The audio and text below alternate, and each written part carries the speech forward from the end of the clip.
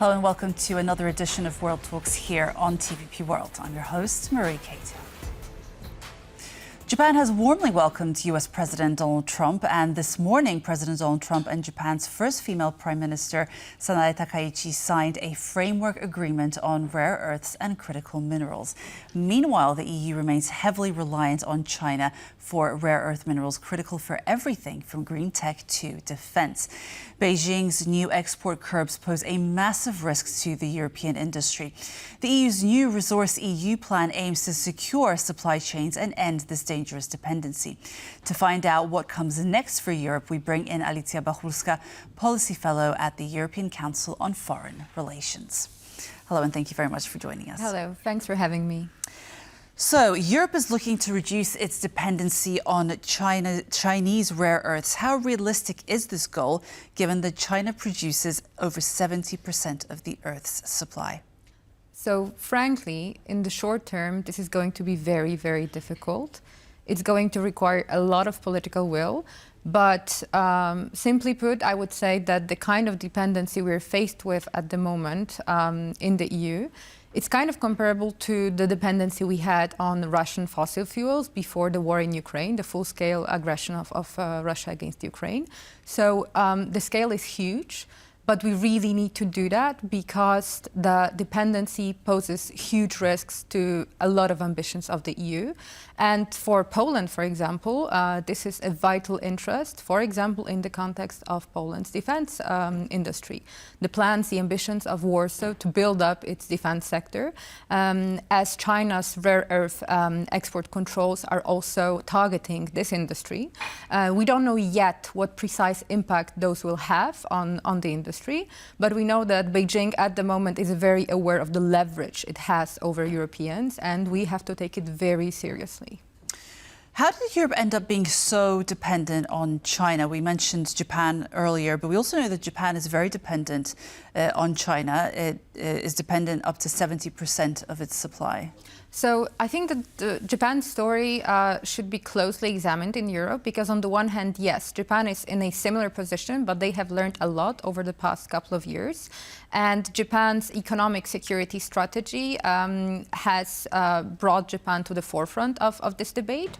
And for the EU, I think that the problem is that in many European capitals, we are still looking at China through the lens that maybe were applicable 10 or 20 years ago. So China being a very pragmatic country, China being a peaceful power that does not have any kind of security leverage over the EU.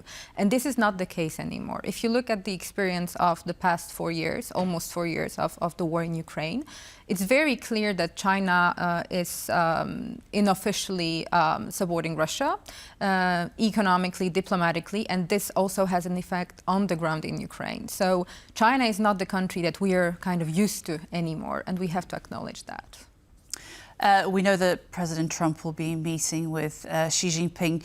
What do you think might emerge out of this meeting? Well, as with Donald Trump, we have plenty of experience knowing that he might be declaring something, but the reality might turn out quite differently.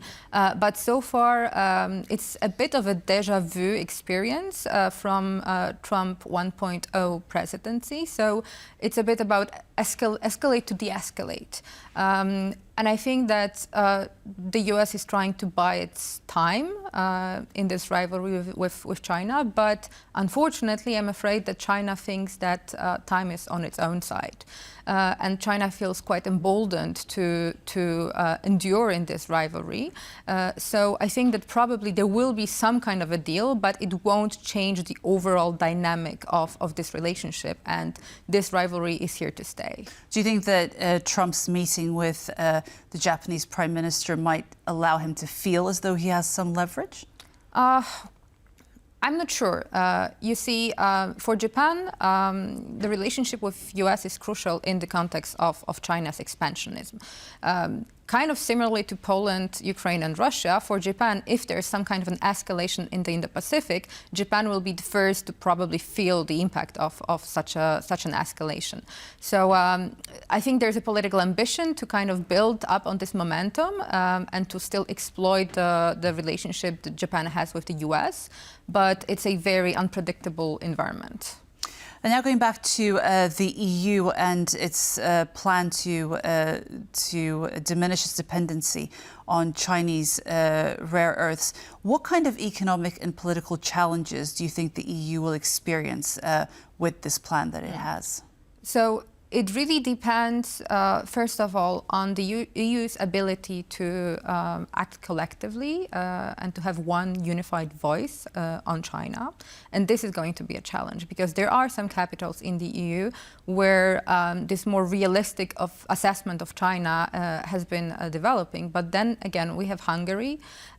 We have also countries that are geographically further away from Russia that see China not necessarily through the lens of its relationship with Russia. And then I think those countries are much more open to kind of going back to business as usual.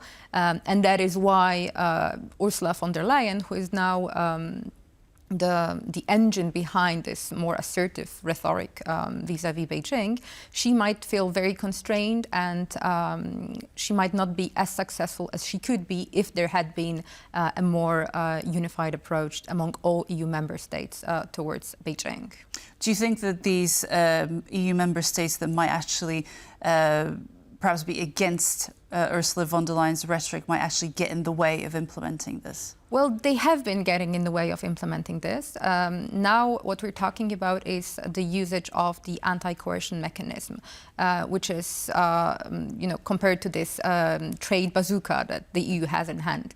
And this is a very powerful tool, but it requires countries to actually be willing to use it. And if you look, for example, at the track record of relationship between Hungary and China, it's very clear that Orban's Hungary has been trying to undermine this willingness of some other EU member states to use, for example, the anti-coercion instrument. And in terms of who might potentially meet the EU's needs for critical raw materials, we have Ukraine, Australia, Canada, Kazakhstan, Uzbekistan, Chile, and Greenland. Are these countries realistic candidates? This is a political question. So it's not about the lack of alternatives. It's about the lack of the willingness to endure the potential costs of diversification. So we have to, first of all, understand why we're doing this, why we're trying to diversify away from China. We have to understand the challenge ahead of us, and it's a huge one. And I'm afraid that if we kind of stick to the old kind of narrative that, China is far away, maybe we can have some kind of a deal with China, I think we're missing the point because China is in a very, very different place at the moment. And it's basically Beijing's mindset is centered around the idea of survival vis-a-vis the U.S. It's seen through existential lens. And we have to acknowledge that as Europeans to be able to mitigate the risks of this rivalry. So is this really a political issue? It's a political issue and it's a security issue, but those two are intertwined. It's also an economic issue, of course, but I think that we have to acknowledge the fact that China is now willing to pay for some very difficult political decisions, and we as Europeans are probably not yet ready to do that. And what about the cost of sourcing rare earths outside of China? What impact can we expect to see in terms of industries like the automotive, semiconductors, and defense? For sure, it will have an impact, a negative one, in the short run. But in the long run, it would allow Europe to become more competitive and less dependent on China. Now we are basically subject to China's blackmail, and this is not sustainable. And how has China been so successful in its blackmail? Well, I think that, this is the effect of the kind of policy the EU has been implementing bilaterally with China for the past 30, 40 years. And I understand that maybe in the 1990s and early 2000s, China was also a different country. But now we have plenty of evidence that the kind of strategy that China has been implementing has worked to the EU's detriment. And we have to bear the costs of those decisions.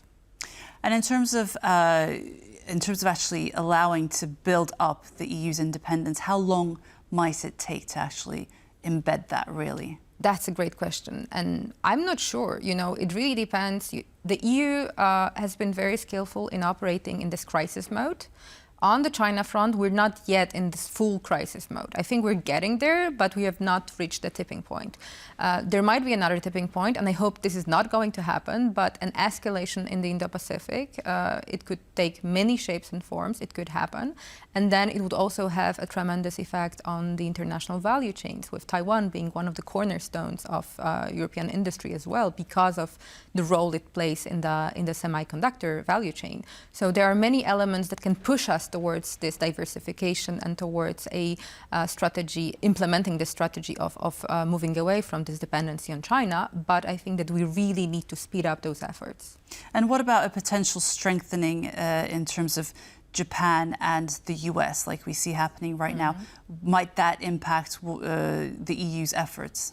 I think that the EU is also very much open to cooperation with Japan, and I'm sure that there are many European governments that would be willing to somehow work towards a more concerted strategy in which Japan plays a crucial role. And again, for many European capitals, the relationship with the US is still seen as one of the most vital, and Poland here is an example. We could debate whether this should be maintained, whether Donald Trump, is just a temporary crisis in transatlantic relations, or is it a symptom? Is he a symptom of something bigger? But I think that there is still a willingness to build on certain partnerships and develop them, especially in the economic dimension, when it comes to those vital elements like the rare earth. Okay.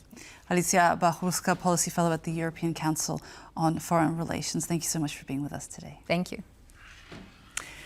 And that's a wrap for World Talks. Thank you so much for being with us, and stay tuned for much more on TVP World. Goodbye.